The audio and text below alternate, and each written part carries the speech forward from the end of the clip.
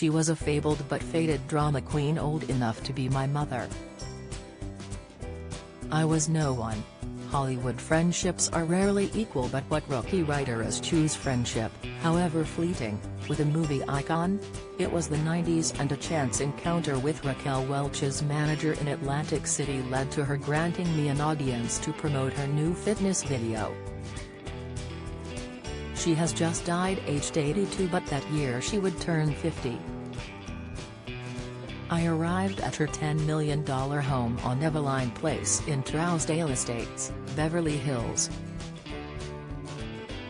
I found myself dealing with a real-life Norma Desmond, the over-the-hill silent screen idol played by Gloria Swanson in cult classic Sunset Boulevard.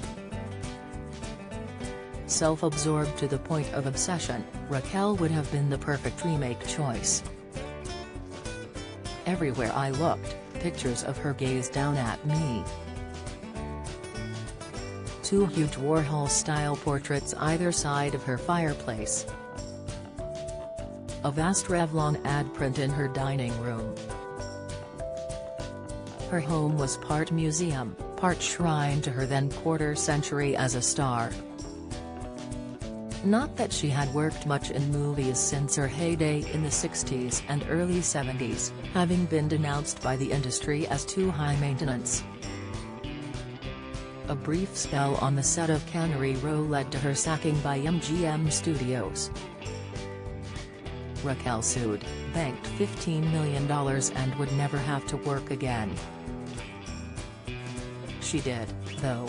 Body and mind videos, cosmetic endorsements, TV shows, stage work, Elaine in wigs, you name it. For the maintenance of her image and profile rather than for remuneration. If fame is a drug, the addiction knows no cure. She would sooner be dead than a has-been.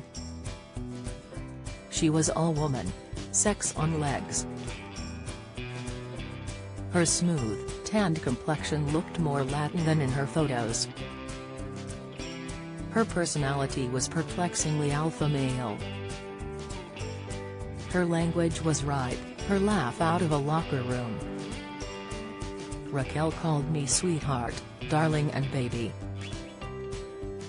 White girls are just so tightly wrapped sexually, she remarked. It seemed a good time to ask why she'd never done topless or nude work. Dark Latin nipples, baby, she shrugged. Wanna see? I declined. It didn't stop her talking about her sex life.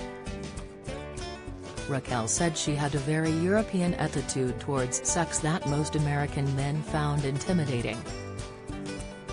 She even confessed to a penchant for sex in cars, a habit acquired during her misspent San Diego youth. Hours later, she insisted on driving me back to West Hollywood. She sang along to Beatles tapes, getting the lyrics wrong, very Raquel, and played Peter Gabriel full blast. When we reached my hotel, she invited me to dinner. For about 3 months, we were inseparable. At Hamburger Hamlet on Sunset and Doheny, we'd bump into her celeb pals Carrie Fisher, Nancy Sinatra, and Dean Martin. She adored being seen at Le Petit Four on Sunset and at Elton John's Le Dome. We'd lunch in the Polo Lounge of the Beverly Hills Hotel, then hang by the pool until dinner. When we weren't indulging in mani-pedis in the hotel beauty salon, we'd sit chatting while she had her mane colored and sculpted at Umberto's. She has to look like 60s Raquel, she'd say, referring to herself in the third person. This girl has to stay the same with her looks. That's the way people expect her to look. How did she still look as fabulous as 25 years earlier in her only memorable movie, 1 Million Years BC, without plastic surgery? That's the point. She'd squeal. The secret, baby, is to start before you need it. Raquel started getting things done in the 60s. All it's taken is a tuck and tweak here and there ever since. You're sitting inches from her face and you can't notice? Result: take it from Raquel, baby, go now before they notice you need it. Mother Nature figures she has us slicked with this aging business.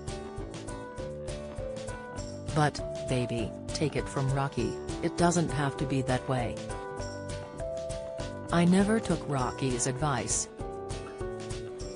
Nor have I regretted it. I had to admire her honesty, though. Nights out took us from the Rainbow Bar and Grill to the Mondrian Hotel on Sunset Strip, Raquel often raunchily attired. She knew how to have a good time. Her enjoyment hinged on being recognized. I never worked out why the most legendary sex symbol since Marilyn Monroe wanted to hang with me. Was it for my plainness, which accentuated her beauty, my Englishness, my innocence, my minion status? We talked about everything. Love, men, husbands. She'd had 3 by then and there was later a 4th, restaurateur Richard Palmer. She had also dated Steve McQueen, Warren Beatty and Dudley Moore. Single motherhood, we had in common. Raquel was a mother of 2. The Hollywood piranha pool had taught her never to give up. Born Jo Raquel Tejada on September 5, 1940, she was under no illusions, either. It was image rather than talent that got her hired. What's wrong with keeping a hold of my image while I still have it? She'd reason. It's more constructive than wailing, they never treated me right because I was so pretty. Just as swiftly as our friendship had ignited, it faded. I'd begun to irritate her, she said. She'd say my outfit was tacky, while wearing leg warmers. She lost her rag once too often, still expecting me to forgive and forget. And her constant compliment fishing was beginning to get on my nerves. Baby, aren't you going to tell me I look pretty today? Do I look sexy? Come on, baby, a girl's gotta know. She had a terminal falling out with her manager. As he had introduced us, I was tarred with the same brush. It proved the perfect get-out.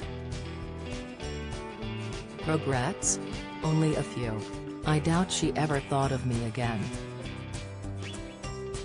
I didn't hear from her after I moved back to the UK. I was not your typical Tinseltown victim. I'd had my fill of the place. The tragedy was, I think Raquel had, too. We bit part players get to walk away unscathed. Until the end of her life, Raquel was caught in the trap, flashing eyes and teeth for a camera that was only sometimes there.